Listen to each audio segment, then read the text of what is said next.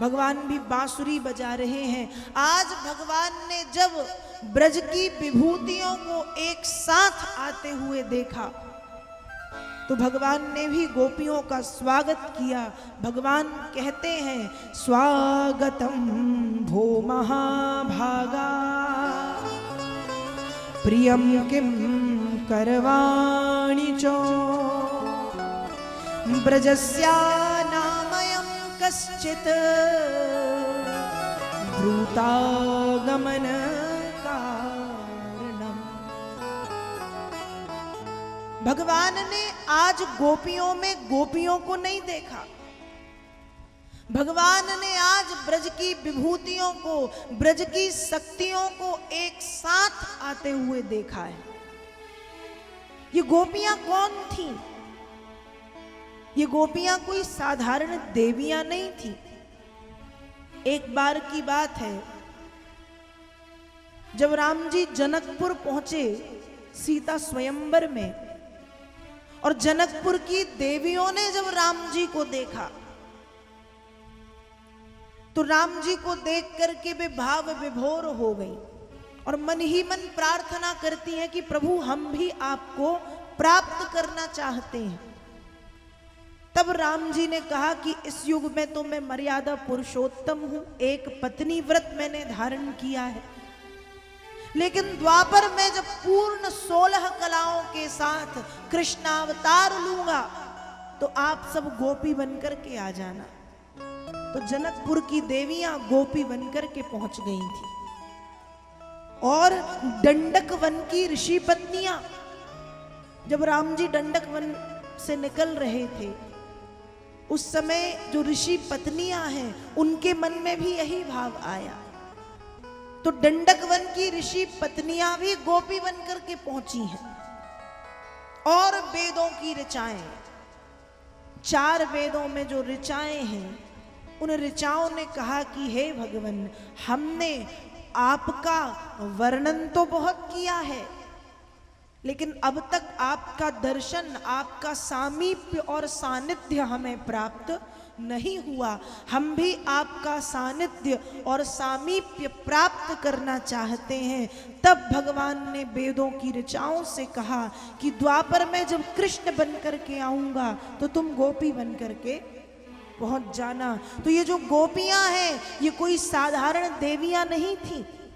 जनकपुर की देवियां, दंडक वन की ऋषि पत्नियां और वेदों की ऋचाएं गोपी बनकर के पहुंची हैं। और आज जब भगवान की बांसुरी गोपियों ने सुनी और एक साथ जब भागी हैं भगवान के पास, और भगवान ने एक साथ जब ब्रज की शक्तियों को, ब्रज की विभूतियों को आते हुए देखा तो भगवान भी स्वागत करते हैं। स्वागतम भो, स्वागत है, स्वागत है, स्वागत है।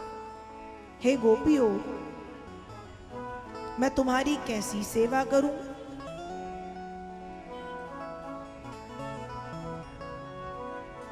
भगवान स्वागत कर रहे हैं। भगवान ने स्वागत किया और तुरंत फिर भगवान कहते हैं कि अरे गोपिकाओं, इतनी अंधेरी रात में पतिव्रता पत्नियों का, पतिव्रता स्त्रियों का, पतिव्रता देवियों का ऐसे अकेले बाहर घूमना शोभा नहीं देता। इसलिए एक काम करो, लौट जाओ। तुम्हारे माता पिता, तुम्हारे पति, तुम्हारे बच्चे सब तुम्हें ढूंढ रहे होंगे, लौट जाओ। जब भगवान ने ऐसा कहा तो गोपियां कहती हैं कि हे कृष्ण, हमने तो तुम्हें अपने मन से पकड़ लिया है, अब संसार छूटे तो छूट जाए, पर हम तुम्हें नहीं छोड़ेंगे। और जब गोपियों ने समर्पण किया, भगवान ने गोपियों के साथ रास लीला की। रास लीला करते समय हर 2 गोपी के बीच में एक कृष्ण है, एक गोपी, एक कृष्ण, एक गोपी, एक कृष्ण, एक गोपी, एक कृष्ण। सैकड़ों गोपियां, सैकड़ों कृष्ण।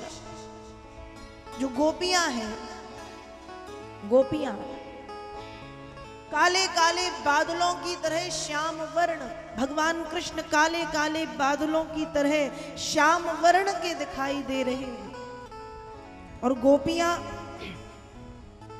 बादलों के बीच में चमकने वाली बिजली की तरह श्वेत स्वच्छ धवल और सुंदर दिखाई दे रही है। भगवान ने रास लीला की।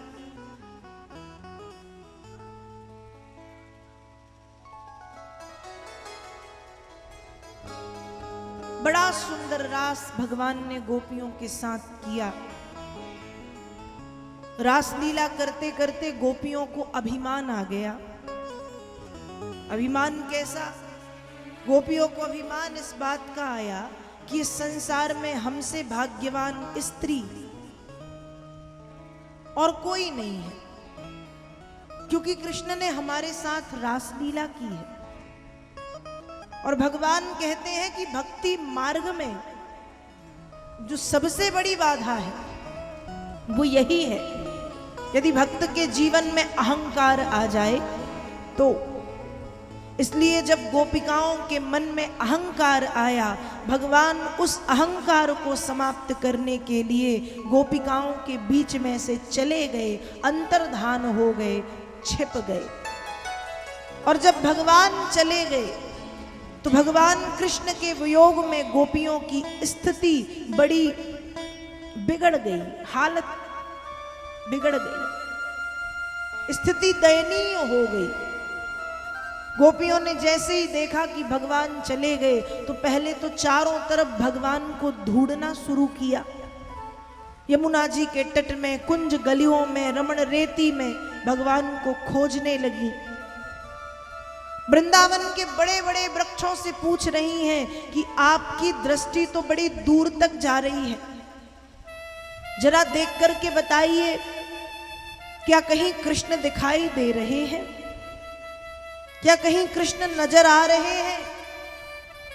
माँ तुलसी के छोटे छोटे से पौधों से गोपियां कहती हैं कि माँ, कृष्ण आपसे इतना प्रेम करते हैं कि आपकी खुशबू के कारण कृष्ण के चारों तरफ भौरे मंडराते रहते हैं, उसके बाद भी कृष्ण अपने आप से आपको दूर नहीं करते, आपको अपने कंठ में धारण किए रहते हैं। आप तो जानती होंगी कृष्ण कहाँ है। माँ तुलसी कहती है, गोपियों मुझे भी नहीं पता कि कृष्ण कहाँ है।